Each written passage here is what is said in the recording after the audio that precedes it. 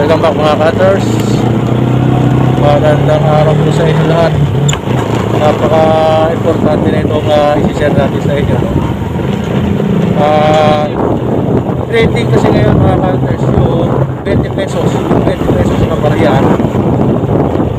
20 piso ay binibili raw ng mahal.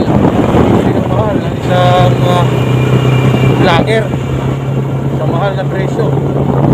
Kaya doon sa page ko, dami nagtatanong nag-i-inquire tuloy sa akin yung mga nakapanood na sa akin inaalok. No? Kaya sasabihin ko sa inyo, yung totoo, para yung mga pagbuhat malaman kung ano ba talaga yung 20 pesos na yan na nakupas yung value. Malalaman nyo yung mga nasa barya ko yan. So, samahan nyo ko, tapusin ko ang ating content. Tara po.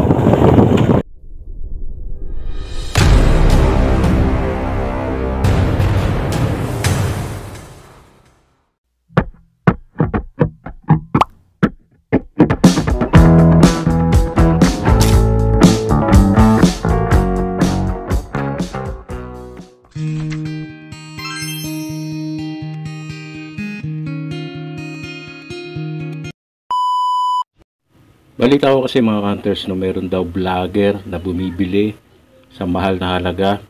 Binibili itong mga 20 pesos yung meron pong tinatawag na overlapping print o yung kanyang tinatawag na lampas daw ang kwelyo no, at bibilihin daw ng mahal. Alam nyo, maganda sana yun kung totoong bibili siya no. Syempre yung mabibilhan nun malaking bagay yun, makakatulong yun, panggastos no. Kailangan tanong kasi, totoo ba na talagang bumibili siya or po pwedeng scripted lang? Marami kasi ngayon na mga vlog sa Facebook no, at sa YouTube na kunwari bibili no, pero hindi naman talaga.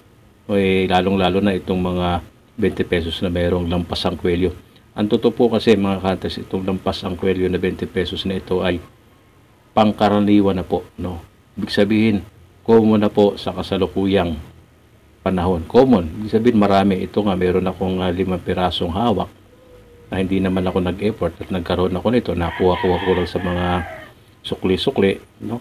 Ibig sabihin, maraming katulad at marami na rin pong may hawak nito sa mga coin hunters. Mga kasama natin. Yung iba may 10, may 20. Yung lampas ng kilo na yan. Kung totoong bibili yung vlogger na yon, abay, tapos mahal ang bili niya, bawat isa, mauubos ang kanyang kayamanan kung totoo siyang bumibili. At meron na nga nagsabi sa akin, nag-PM daw sila doon, wala naman reply. No? So, ibig sabihin, bogus po yun, yung vlogger na yun. Diba? Kasi kung talagang bibili siya, bawat inquiry, isasagutin niya yung mga PM sa kanya. Kaya't ingat po tayo, mga ka-hunters, sa mga nagpo-post ngayon. Pipiliin ninyo yung mga totoong vlog, diba? Tayo naman ay nagbibigay tayo ng mga impormasyon at meron din naman tayong mga transaksyon na meron tayong mga kinukuha na pinapashipping sa atin at pinaparapol natin, di ba? Kaya't ingat po sa mga napapanood nyo. Unang-una ay mapapansin nyo yung content na yun ay talagang napakaraming views, ang dami niyang followers at ginamit niya yung barya, no? Ayan, so ang masisira dyan yung mga legit na coin collector at mga numismatics. Madadamay tayo diyan. Katulad niya, nagtaka ko ba't biglang masyadong overhype itong mga 20 pesos na lampas ang kwelyo. Yung pala dahil doon sa content na yon, ang dami tatanong sa akin kung ako daw ba ay bumibili. Ang dami ko na rin sinagot. Sabi ko, common na po yan, wala na pong mataas na value, no?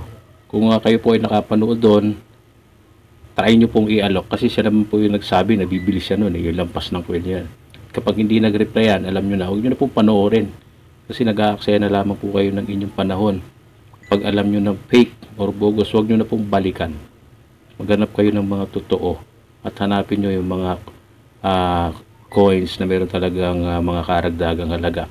Dito sa mga 20 pesos, ang dapat hanapin dyan ay yung mga multi-stock at mga RDE. Meron po yan lumabas dyan, ha.